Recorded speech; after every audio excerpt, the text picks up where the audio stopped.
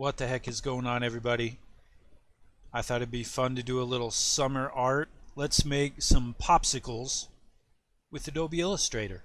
We'll start with the rectangle tool. Color doesn't really matter. If you want brown for chocolate, you could use that. I'm going to go with the old retro Tampa Bay Buccaneer creamsicle color here and make a rectangle on here like so. And when you're done, just use your direct selection tool on the side and click and drag and select these bottom two squares, and we're going to round those edges just a little bit, not too much. Then we'll do the same thing but with the top two corners. These ones we will round just a little bit more. That looks pretty good. Once we have that done, then we'll take another rectangle tool, or make another rectangle, and this one will be like a light brown, maybe a little lighter. I kind of like this one a little better. And with this one,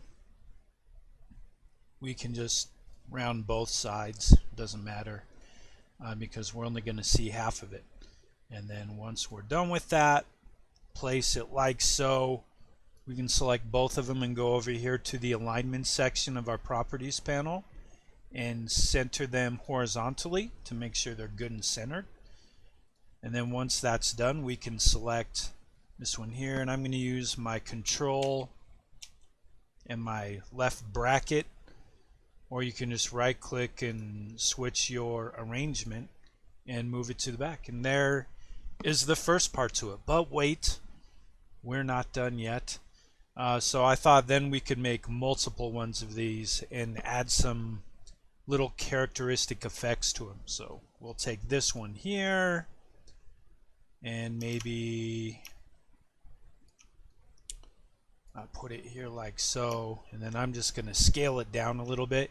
You could use this for an art project, or you can make these and create a pattern. And once we have it there, then I'll go over here to my shapes, and I'm going to use my ellipse tool. And the color of the ellipse doesn't matter, but I might start up here and just put a circle right there and select the circle in the popsicle. Go over here to our click to minus front in the Pathfinder section and take a little bite out of the popsicle there. And then once that is done, we can make a copy of that one, maybe flip it the other direction, and then here we can take another circle here, overlap it where you see fit, and we'll copy that, and we'll just kind of duplicate this process just a few times. So maybe right here we could draw this circle.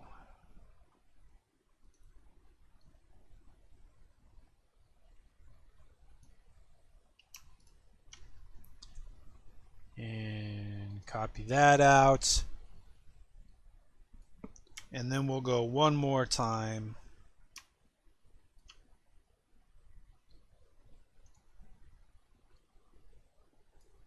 And draw another circle.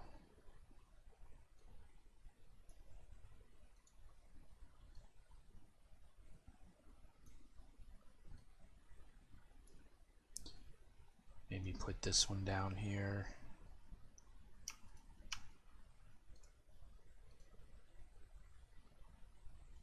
You know what, I might actually not. You could expose the rest of that popsicle stick in there if you wish, but I don't think that I want to. I think that looks good. And then what I might do last but not least is then just take this popsicle stick up here and then put it down here at the bottom. Okay, once you have that done, then kind of space these out however far you want them, and you can always change that later if you want, or or group them and kind of use your smart guides to help you. I'm just eyeballing it right now for demonstration purposes.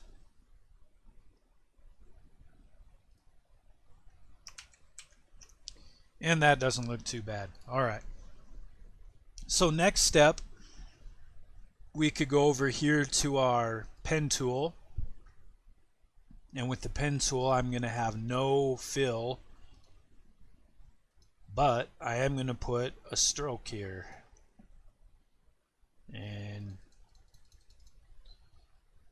then here I'm just going to kind of click right here where I want the curve to start, and then I'm going to click and hold where I want it to end. And then as I clicked and hold that, I can drag and change that. Then once I'm done, it's still connected to my cursor here, which is kind of annoying, but you can just hold down the Alt button and then left click and then it goes away. And then if we go up here to our selection tool, we can go over here to stroke, and then we can actually change it, the profile. So I do like this with profile 6 where it's like the half circle. I do think that is kind of cool, and it kind of gives it that look like it's one of those ice cream popsicles where it has the fruit stuff on the outside but the ice cream in the middle. Then I'll go over here to my second one, and it's up to you how you want to do these. You can connect them if you want to, or you can kind of keep them separate like this. And then I'll go back here to stroke, and I will choose my half circle one again,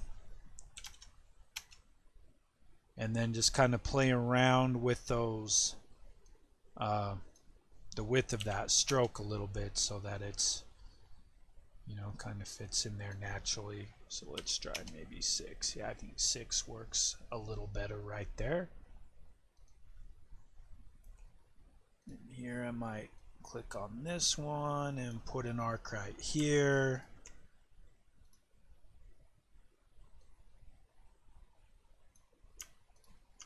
And right there, that looks good. Going over here to my selection tool and holding shift and selecting both of those paths. And then maybe here I'll have the width be 6. Choose this one over here. Not too bad. So you kind of get the idea for that.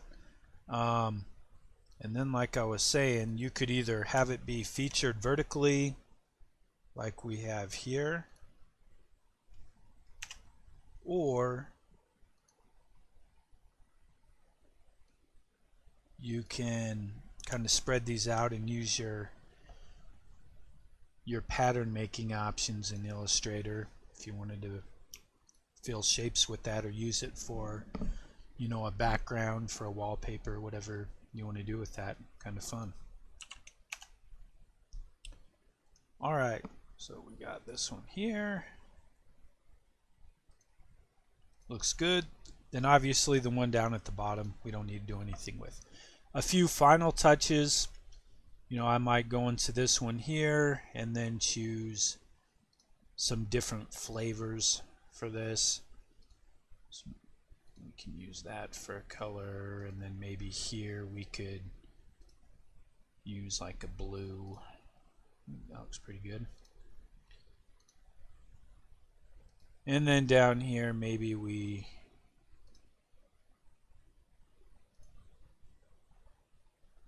go with the red. Then finally, very last thing, you can make another rectangle with these and then round the edges.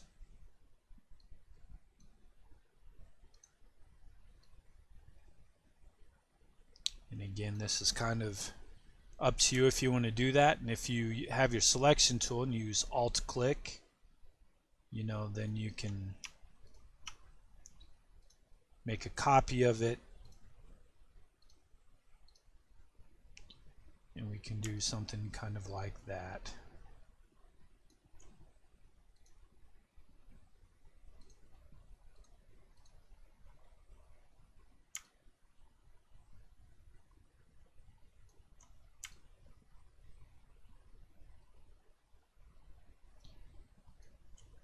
I typically will just kind of put them right next to each other, you know, and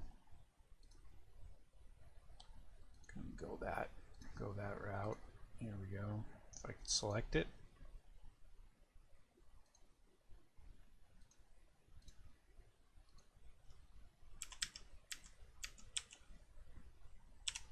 There we go. This one down here is probably fine, just like that. Maybe this one up here I'll bring like one more.